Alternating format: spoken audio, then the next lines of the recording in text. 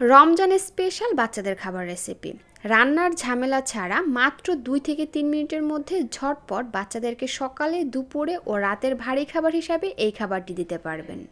সেই সাথে খাবারটি হবে অনেক বেশি পুষ্টিকর, স্বাস্থ্যকর এবং মজাদার। বাচ্চাদের পেটও থাকবে অনেকক্ষণ ভরা।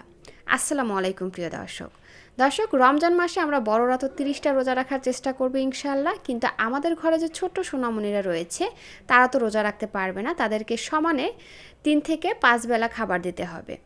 তো এই রমজান মাসে আমাদের মায়েদের হাতে কিন্তু একটু কাজের বেশি চাপ থাকে, আবার রমজান মাস যেহেতু ইবাদতও একটু বেশি বেশি করতে হবে, তো তখন কিন্তু আপনারা এই খাবারটি ঝটপট তৈরি করে বাচ্চাদেরকে খাওয়াতে পারবেন। কোনো রান্না বান্নার এক্সট্রা কোনো ঝামেলা নাই, জাস্ট গরম দুধ অথবা গরম পানি দিয়ে ভিজিয়েই বাচ্চাকে সাথে সাথে খাওয়াতে পারবেন। এজন্য আমি এখানে নিয়েছি 1/2 কাপ পরিমাণে রেগুলার ভাতের চাল, সেই সাথে নিয়েছি 1/2 কাপ পরিমাণে গম। মোট আমি 1 কাপ গম আর চাল নিয়েছি। আপনারা চাইলে এখানে চাল এবং গমের পরিমাণটা বেশি দিতে পারেন, কোনো সমস্যা নেই। এবার এই চালগুলোকে একটা ছাঁকনির সাহায্যে 4 থেকে 5 বার খুব ভালো করে হাত দিয়ে কষলে ধুয়ে নেব। ধুয়ে নেওয়া হয়ে গেলে একটা ট্রের মধ্যে আমি একটা সুতির নরম কাপড় বিছিয়ে দিচ্ছি, তার উপরে চালগুলোকে আমি এভাবে ভালো করে বিছিয়ে দিচ্ছি। দেন একই রকমভাবে আমি গমগুলোকেও খুব ভালো করে ধুয়ে নিব এবং পাশাপাশি আমি এগুলোকেও এভাবে ছড়িয়ে ছিটিয়ে দিব, একসাথে মেশানো যাবে না চাল আর গমটাকে। তো এবার হচ্ছে আমি এগুলোকে রোদে দিয়ে 10 মিনিটের মতন শুকিয়ে নিব, এতে করে চাল আর গমের গায়ের যে এক্সট্রা পানিটা রয়েছে খুব ভালো করে শুকিয়ে আসবে। এই তো শুকিয়ে নিয়েছি, এবার আমি এগুলোকে একে একে তুলে নিচ্ছি। এগুলোকে কিন্তু মেশানো যাবে না, আমি আবারও বলছি। তো যাই হোক, আমি আলাদা আলাদা বাটিতে গম আর চালগুলোকে তুলে নিয়েছি। এবার এগুলোকে নিয়ে চলে যাচ্ছি চুলায়। চুলায় একটা প্যান দিয়ে তার মধ্যে দিয়ে দিচ্ছি প্রায় 12 থেকে 15টির মতন কাঠবাদাম।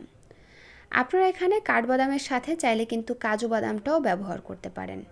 আমি এখানে কাঠবাদাম ব্যবহার করছি আর সাথে এখানে কিছু পরিমাণে চীনা বাদামটা ব্যবহার করেছি। চীনা বাদাম আমার ঘরে ভাজা রয়েছে, সেখান থেকে আমি নিয়েছি। এটাকে আর এক্সট্রা করে ভাজতে হবে না, কাঠবাদামগুলোকে হালকা বাদামি করে ভেজে নিচ্ছি। যখন কাঠবাদামগুলো হালকা বাদামি হয়ে আসবে, এই পর্যায়ে আমরা চুলা থেকে তুলে নিব। দেন একই প্যানের মধ্যে আমরা একে একে চাল আর গমগুলোকে ভেজে নিব। প্রথমে আমি গমগুলোকে ভেজে নিচ্ছি, আর এই অবস্থায় কিন্তু চুলার আঁচ মিডিয়াম আঁচে রাখতে হবে। তো যাই হোক, 5 থেকে 6 মিনিটের মতন ভাজার পরে দেখবেন যে গমের কালারটা চেঞ্জ হয়ে আসবে এবং মুখে দেওয়ার পরে গমটা একদম ভেঙে গুঁড়ো গুঁড়ো হয়ে যাচ্ছে। এই অবস্থায় যখন আসবে, এই পর্যায়ে আমরা গমগুলোকে অন্য আরেকটা পাত্রে নিয়ে নেব। দেন একইভাবে আমরা চালগুলোকেও ভেজে নেব। চালগুলোকেও সেম একইভাবে চুলার আঁচ মিডিয়াম আঁচে রেখে আস্তে আস্তে ভালো করে ভেজে নিতে হবে। একটু কাছ থেকে দেখাচ্ছি, যখন চালগুলো এই যে এরকমের খুব ভালো করে ভাজা হয়ে আসবে, এই পর্যায়ে আমরা চালগুলোকেও তুলে নিব।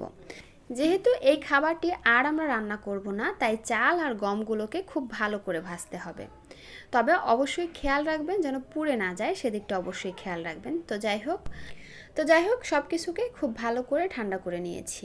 এবার একটা ব্লেন্ডারের জারে আমি প্রথমে গমগুলোকে দিয়ে ব্লেন্ড করে নিব।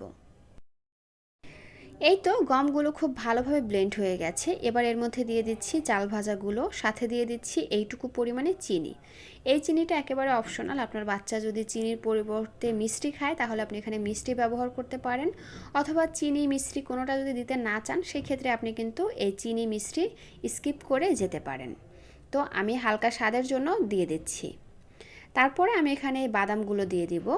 তারপরে আবারও ব্লেন্ডারের ঢাকনাটি লাগিয়ে এগুলোকে খুব ভালো করে গুঁড়া করে নিব। আর এই তো এই যে দেখুন, এরকমের গুঁড়া করে নিলেই কিন্তু হয়ে যাবে।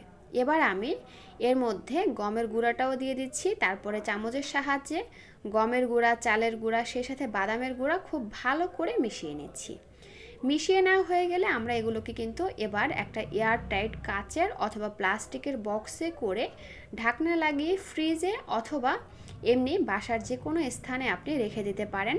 এই গুঁড়াটা আপনি 20 থেকে 30 দিনের মতন সংরক্ষণ করে আপনি আপনার বাচ্চাকে খাওয়াতে পারবেন, তাতে কোনো সমস্যা হবে না। তারপরও যেহেতু বাচ্চাদের খাবার, তাই আপনি একসাথে অনেকগুলো তৈরি না করে অল্প অল্প বানিয়ে বাচ্চাকে খাওয়ানোর চেষ্টা করবেন। তো যাই হোক, এবার এটা খাওয়ানোর পদ্ধতিটা আপনাদেরকে দেখিয়ে দিচ্ছি। এখানে আমি একটা বাটিতে বাচ্চার চাহিদা অনুযায়ী পরিমাণ মতন গুঁড়া অথবা ছাতু নিয়ে নিচ্ছি। তারপরে আমি এখানে হালকা কুসুম গরম পানি দিয়ে দিচ্ছি।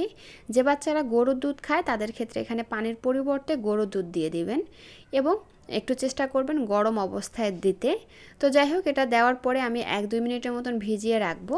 আর পানিটা অল্প অল্প দিবেন এবং ভালো করে মিশিয়ে নেবেন, এতে করে আপনি বুঝতে পারবেন কতটুকু পানি বা গরুর দুধের প্রয়োজন আছে। তো যাই হোক, আমি এরকমের ঘনত্বে পানি দিয়ে ভালো করে গুলে নিয়েছি।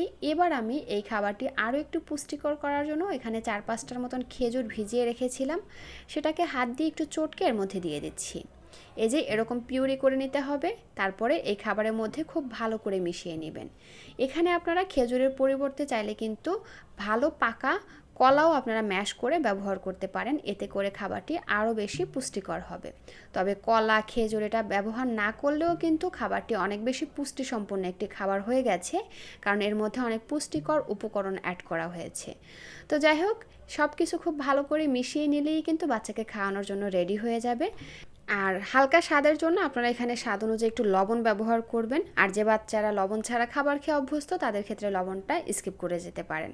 তো যাই হোক, এই তো তৈরি হয়ে গেল বাচ্চাদের জন্য দারুণ পুষ্টিকর মজাদার একটি খাবার রেসিপি। এই খাবারটি তৈরি করে আপনারা 8 মাস থেকে যে কোনো বয়সী বাচ্চাদেরকে খাওয়াতে পারবেন, সকালে, দুপুরে কিংবা রাতে, অথবা চাইলে কিন্তু মধ্য সকাল কিংবা বিকালের হালকা নাস্তায় দিতে পারবেন।